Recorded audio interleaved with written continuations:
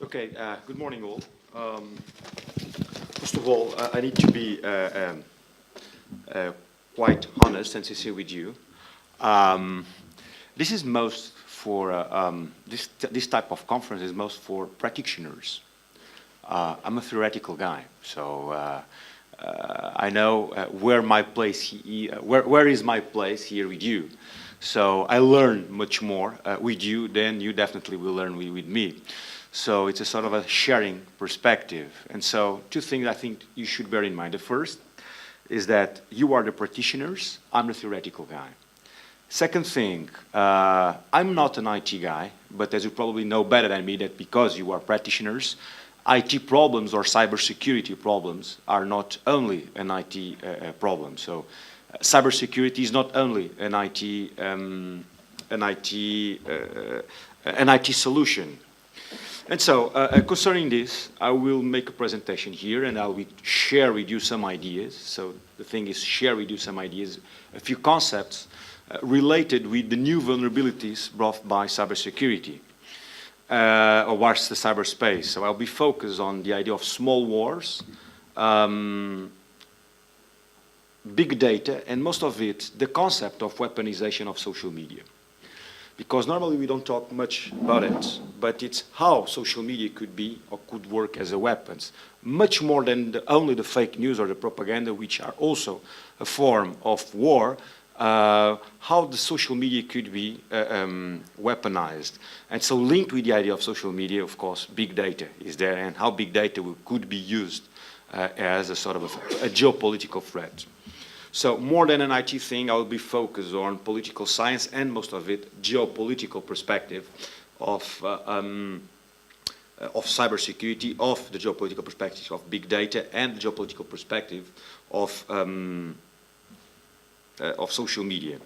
And this is what I'm going to present to you. It's inserted in a concept or a big framework called hybrid warfare. So we are talking here about hybrid warfare, which, no, okay, it's my fault, okay. Hybrid warfare, which was, or which is a concept developed in 2002, both for states and non-state actors. And this hybrid warfare is a combination of both conventional and non-conventional warfare.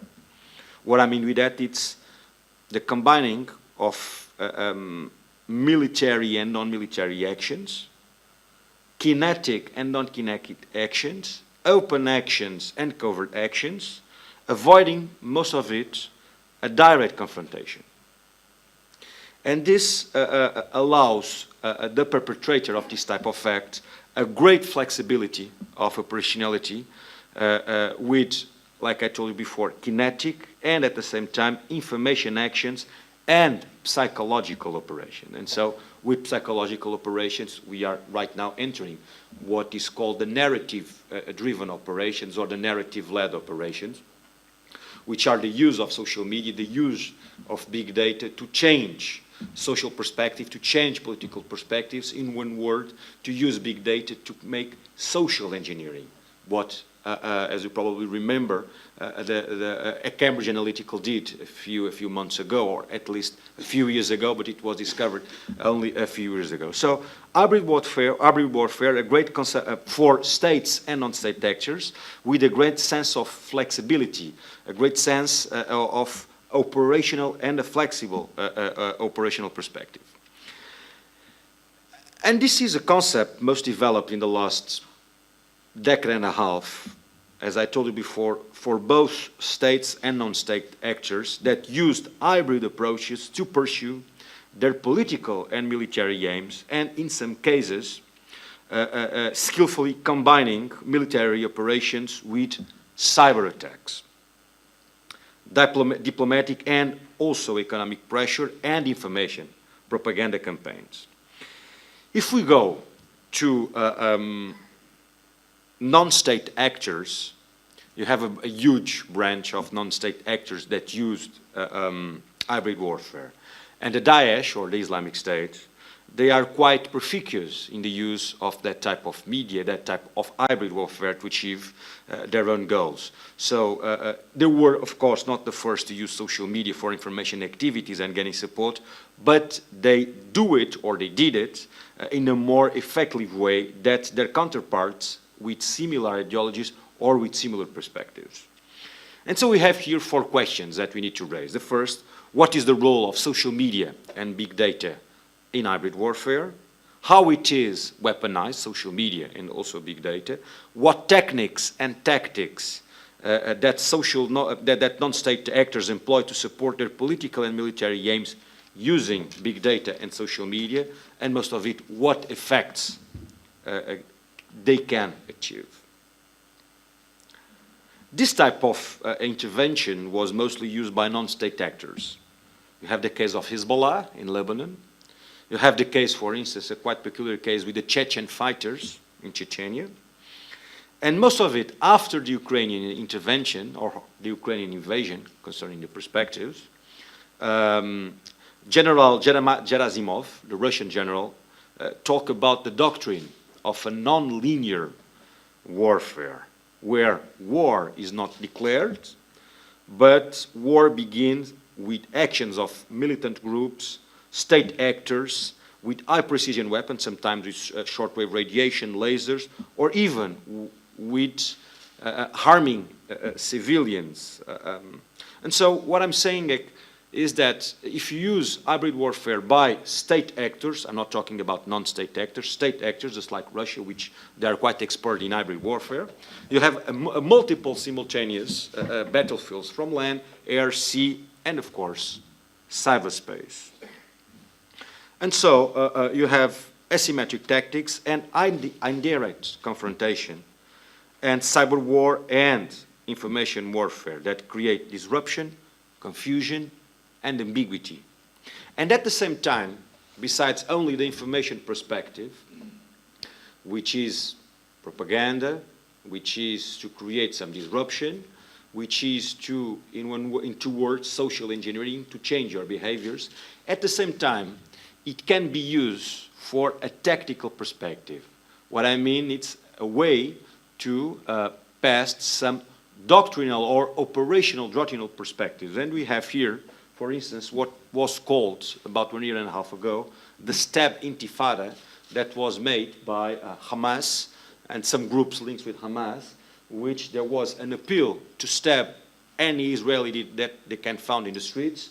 And so it was so peculiar because this was a totally open source information, and they explained very well how to did it, where to did it. And so the best spots to not only with knives, but with any kind of instrument that you have in your houses to stab an Israel. This is a very good example on not only information, but also as with a kinetic effect, the information spread by social media. But of course, nothing here is new. But what makes the difference is the effect that information can have on conflict development, particularly at the level of perception and the level of behavior. So anytime, any 4 minutes, 3 minutes that we do this, go to our mobile phone, searching for something, it's vulnerability.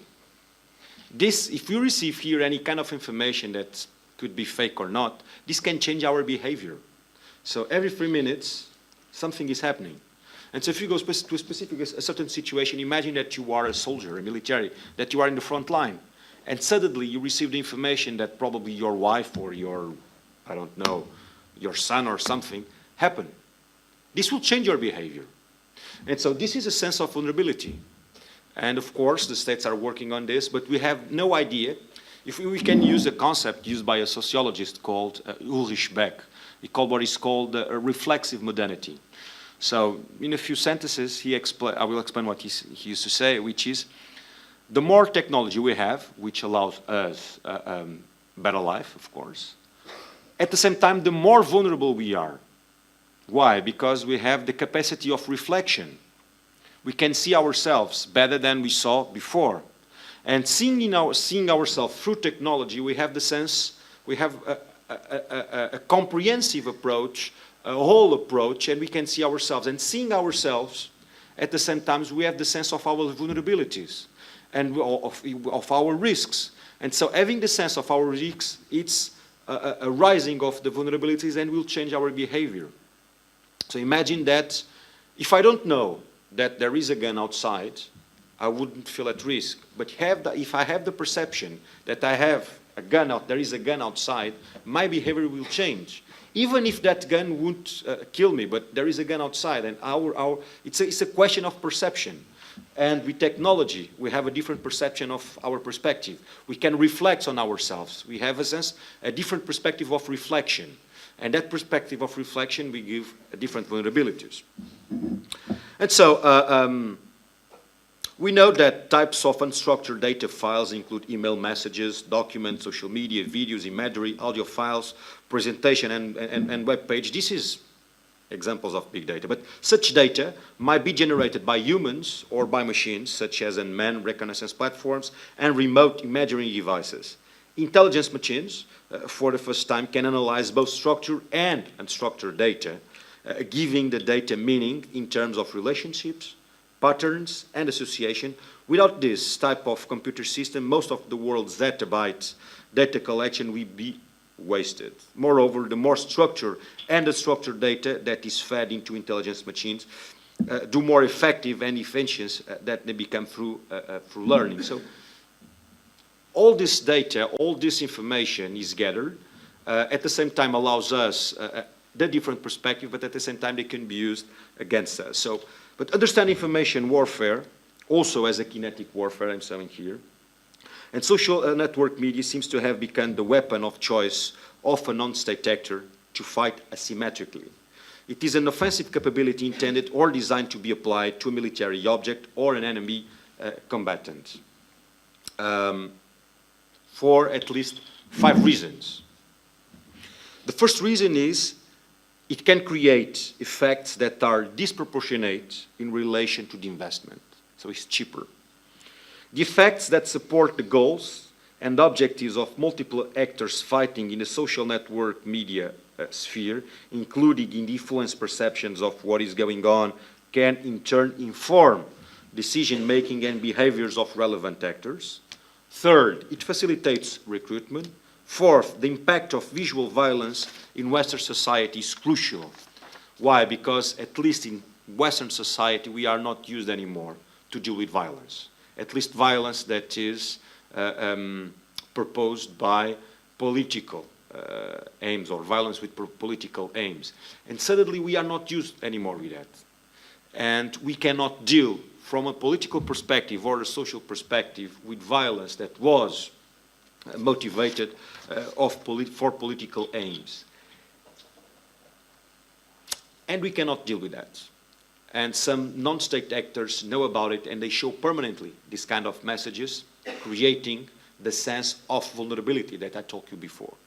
And so this will create disruption, and the disruption will create polarization of the societies.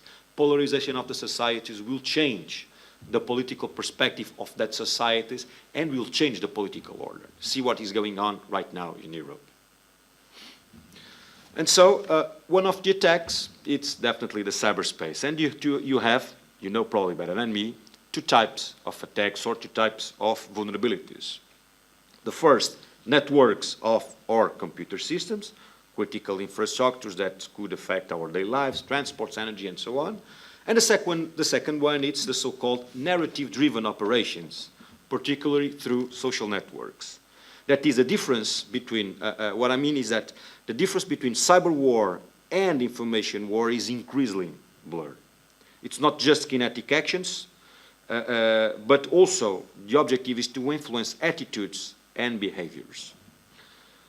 The aim of the narrative-driven operations is to influence selected actors' behavior through influencing and understanding, and the will and the capability by creating effects in both psychological and physical domain through mutually supported employments of all means, both kinetic and non-kinetic, based in a strategic narrative. Like I told you before, this is not new. The Arab Spring is a good example. Hezbollah in Israel, during the Ukrainian invasion, or right now, the frozen conflict between Russia and Ukraine, in Syria, through social media, through the use of big data and this type of information, the public opinion is being shaped. There is a mobilization, coordination, military action, collecting information, lots of things. So, crucially speaking, the weaponization of social media information has become part of the security landscape. Moreover, it is vital to recognize that influence operations, including defensive ones, cannot be limited to offline military conflicts. They must be permanent.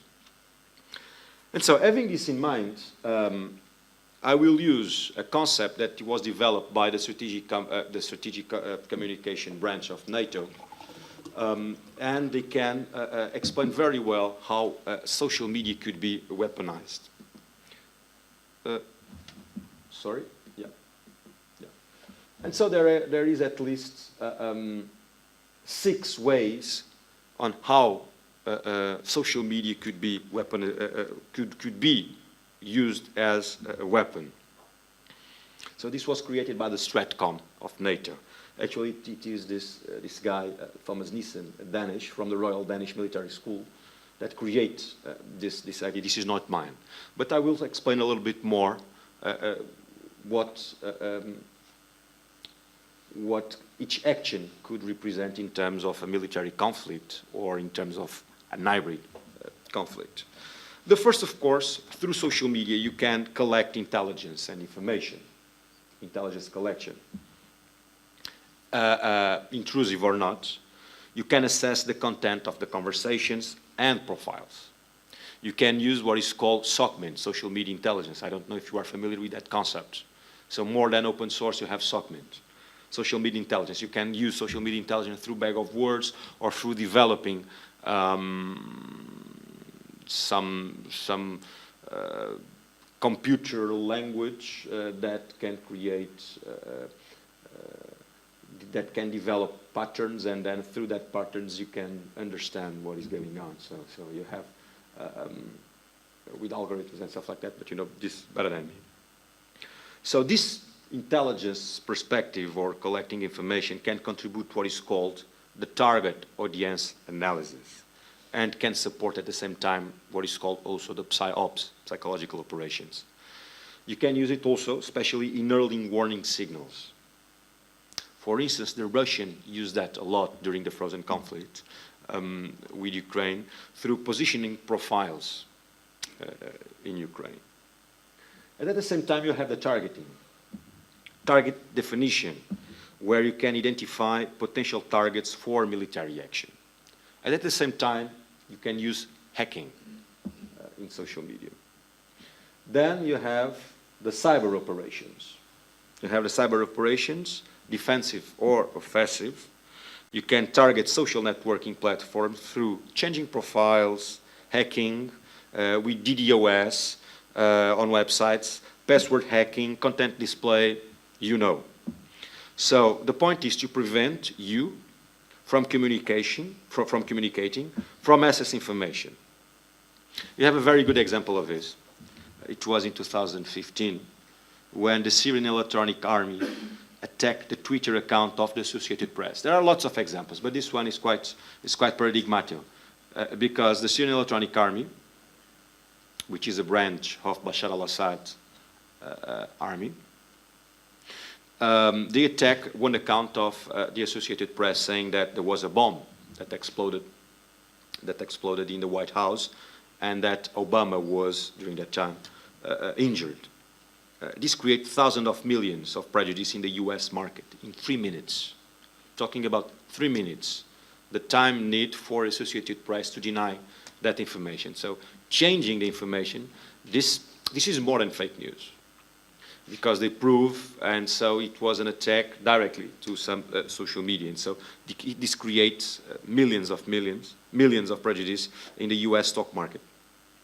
And so also you have the command and control, which facilitates communication, coordinate communication, and is used also to synchronize lots of operations. So this is also used not only as external communication, but most of it as a form of internal communication, where you can spread not only your propaganda, but at the same time coordinate operations. Where you can have also a type of action which is the swarming. Swarming, are you familiar with the idea of swarming? Swarming is a tactic that is used most by non-state actors when you just create disruption in society, a sort of open source coordination where you cannot understand where is the chain of command of control, and suddenly you just spread an information where someone should be meeting in some point doing this, and so everyone receiving the message can act just like in a swarm, and so you cannot understand what is going on, where is the chain of command and control. This happens a lot in riots in the United States, in riots in London, in riots in Paris, and so you cannot understand the origin of the information or who was the main master or the head of this information. And so suddenly you have the message spread with some specific action, and you just act in the name of that action. This is normally used in what is called the spin networks. Spin networks is a sociological name to define the segmented, polycentric, ideologically integrated networks, which is a thing that is right now used by terrorist groups, spin networks, and is and the influence of the spin networks spread most because of social media. So it's a segmented, polycentric, ideologically integrated network. So it's not a chain of command network, and social media with this type of command and control allows you to act violently without having a chain of command, but in the same doctrine. This is the paradox created by communication technology, and most of it by social media. So this allows this distribution and mobilize and coordinate non-state actors with a common interest for a specific target. And you have also the C2, command and control, in closed applications, and for instance, Twitter for geolocalizations or hashtags. The other one is defense, where you can have detect, prevent, secure, protect, where you have highly encrypted chats for communication and radicalization of the followers. And so you can, lots of tips are passed via Telegram, for instance, fruit of anonymous hacking of the hash social networks. And finally, you have inform or influence, where through social media you can disseminate information, disinformation, and counter-information. In one word, to influence our behavior. And here we should take some time, because this dissemination of information influences the values and behavior of an audience, and in this case there is a concrete effect in military terms from the cognitive perspective, allowing manipulation, exposure, coercion, and mobilization. And you have three ways to do it. The first way is the open way, with official accounts, with websites, with comments. Then you have the second way, which is the covered way, through false identities, through botnets or trolling. And then you have the third way, which is the combination of both situations, without ethical or kind of legal limitation. And so remind that groups, non-state actors, and both non-state actors and state actors used it without any kind of direct declaration of war. And you have normally two types of techniques for that. The first is increasing the message visibility through puppets, through bots, with also saturation, the social media with information, with the coordination with the use of blogs, opinion articles, activists, and the abduction of hashtags on Twitter. And the Islamic State, they were quite effective on the abduction of hashtags. And then you have a second way to do this, through targeting or distracting the opponent, with the dissemination of counter-information and misinformation, the so-called fake news, attacking the target, just blocking the opponent content or denigrating the opponent, through social engineering, for example, through dissemination of classified information by bots or false identities or other kind of information, and through illusion, distraction, creating noise, distraction, just like also the fake news. How much time do I have? 5 minutes. I'm sorry, I don't have more time for that.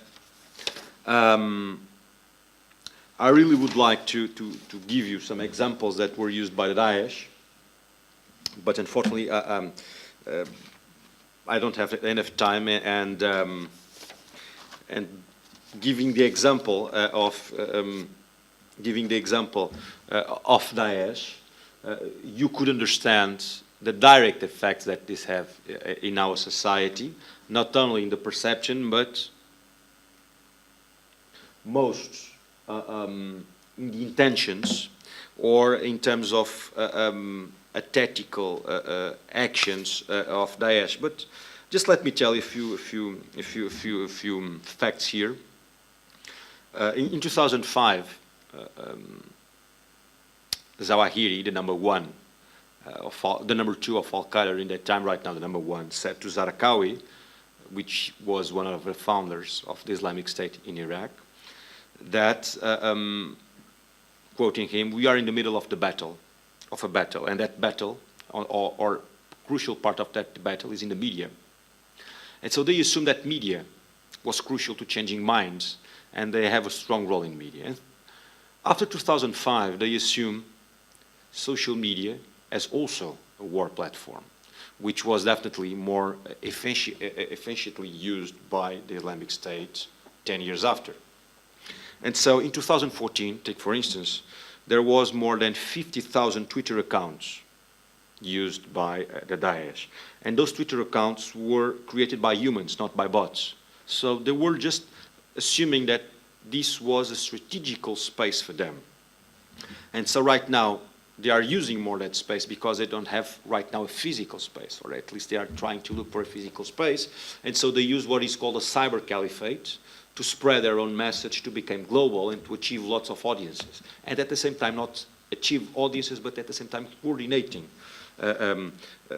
types of operations. Why? Because there is a lack of territorial unity. So they create the cyber caliphate, which it is an abstract conception. At the same time, they have support, recruitment, and funding. They have at the same time unity of the Ummah, which is the Muslim community. And at the same time, they create intimidation, internal and external enemies, and information. So global jihadism is an ideology that does not need an infrastructure to subsist. They just need social media. And as long as they have messages and the mean for the messages, which is the social media, they will have always someone listening to them.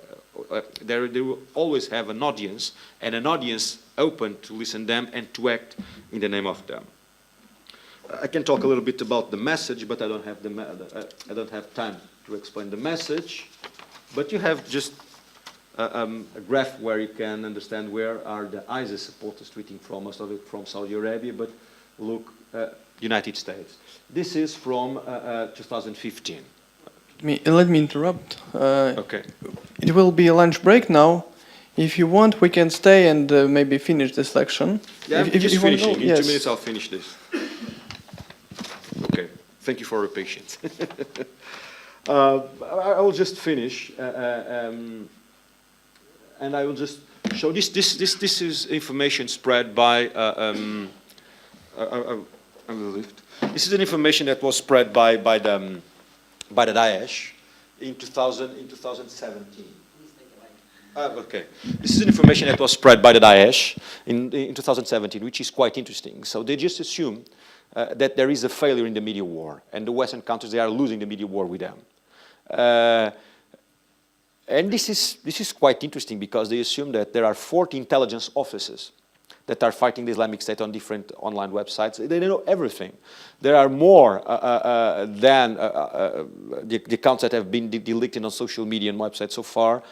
And $1 billion has been spent on the media war so far. So they have all this data. And so the results are Islamic State media is spread in more than 40 languages today, even in Portuguese.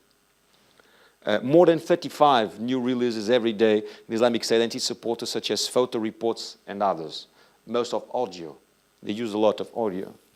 Because I'm working in I'm working on Islamic use,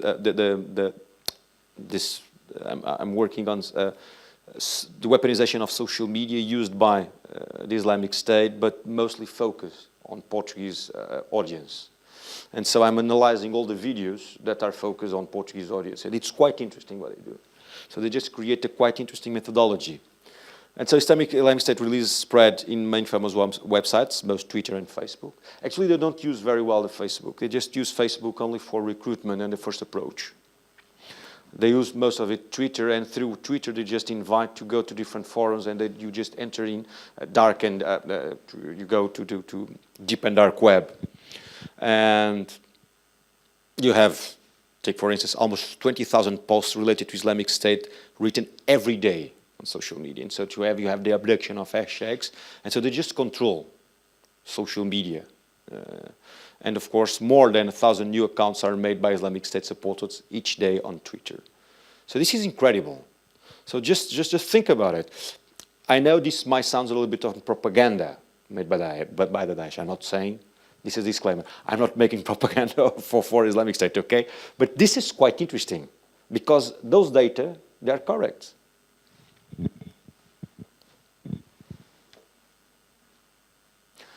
And so this is a graph from a paper, a document called The Rise of Jihadist Propaganda on Social Networks from 2015, made by Pathé and Ferrara.